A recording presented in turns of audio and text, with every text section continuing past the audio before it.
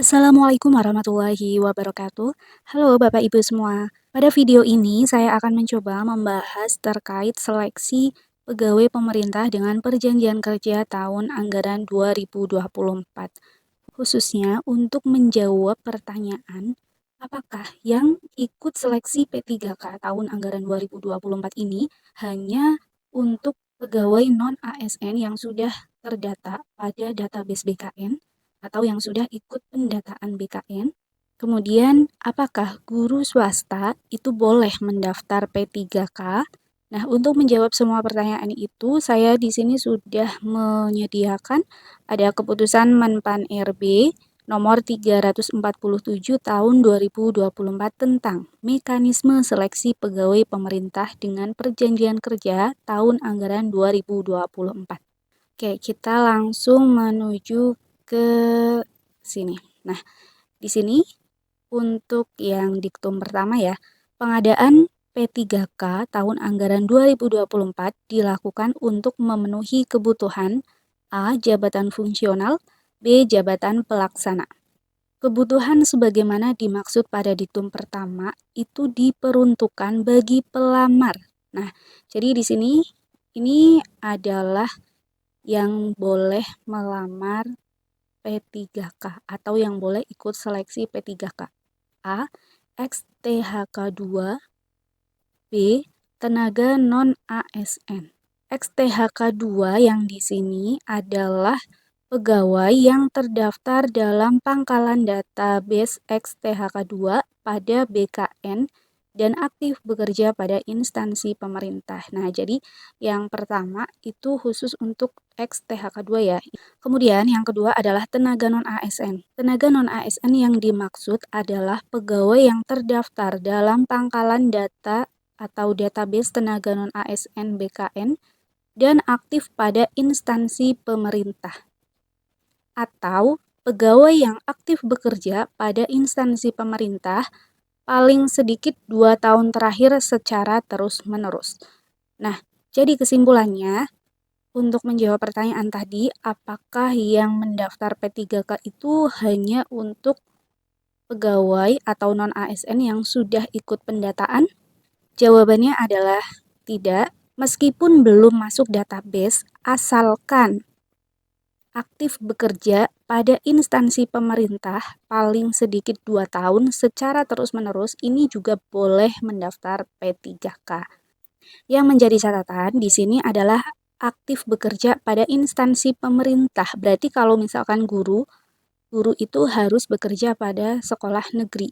Jadi kalau misalkan bekerjanya di naungan swasta ya, bukan instansi pemerintah, itu tidak bisa mendaftar P3K.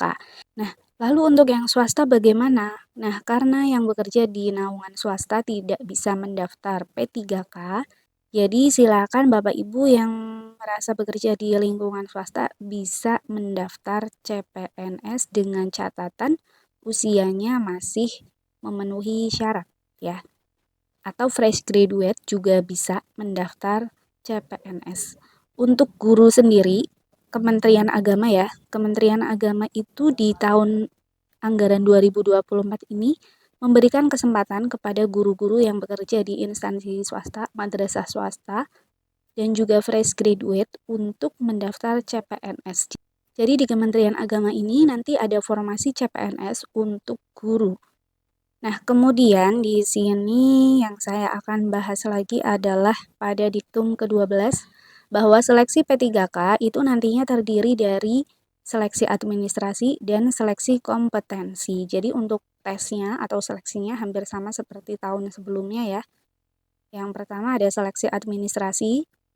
Tentunya ketika seleksi administrasi, Bapak Ibu harus benar-benar teliti ya ketika mau mendaftar, jangan sampai salah upload dokumen atau salah mengisi data. Karena ketika salah mengupload dokumen atau mengisi data, itu nanti bisa saja administrasinya tidak lulus. Kemudian, untuk seleksi kompetensinya sendiri, ada 3, seperti yang dijelaskan pada diktum ke-13 ya. Jadi ada seleksi kompetensi teknis, manajerial, sosial, kultural. Nah, ini juga sama seperti tahun sebelumnya. Kemudian di sini pada diktum ke-16 ya, bahwa seleksi kompetensinya nanti itu menggunakan CAT. Nah, ini juga sama seperti tahun sebelumnya juga ya, dengan durasi waktu 120 menit. Kemudian di sini ada wawancara ya, wawancaranya nanti 10 menit. Nah, di sini ada jumlah soal. Nanti jumlah soal untuk P3K sendiri adalah 145 butir soal yang mana dibagi menjadi A. Seleksi kompetensi teknisnya 90 soal, seleksi kompetensi manajerialnya 25 soal, seleksi kompetensi sosial kultural 20 soal, dan wawancara itu nanti ada 10 soal. Nah, pembobotan nilainya, kalau yang kompetensi teknis benar itu bernilai 5, tidak menjawab bernilai 0. Kemudian manajerial, sosial, kultural, dan wawancara ini bobot yang paling rendah 1, nilai paling tinggi 4, serta tidak menjawab 0. Nah, karena di sini nilai paling tinggi 4, otomatis nanti opsi jawaban untuk manajerial, sosiokultural, dan wawancara ada 4 opsi pilihan jawaban. Kemudian berikutnya di sini nih. Nah, ini penting nih. Pelamar dinyatakan lulus seleksi jika berperingkat terbaik. Penentuan pelamar yang lulus seleksi itu diberlakukan secara berurutan. Jadi nanti siapa saja yang lulus seleksi itu diurutkan berdasarkan yang pertama adalah XTHK2. Jadi kalau XTHK2 mau nilainya kecil, itu nanti urutannya, rankingnya tetap berada pada ranking atas. Jadi diutamakan yang XTHK2 dulu, di ranking semua, XTHK2 dihabiskan, baru nanti di bawahnya adalah prioritas kedua, yaitu pegawai yang terdaftar pada pangkalan database tenaga non-ASN. Nah, jadi di sini yang sudah ikut pendataan. Kemudian yang terakhir, prioritas terakhir, itu adalah pegawai yang tidak masuk pendataan tapi sudah bekerja pada instansi pemerintah paling sedikit 2 tahun terakhir.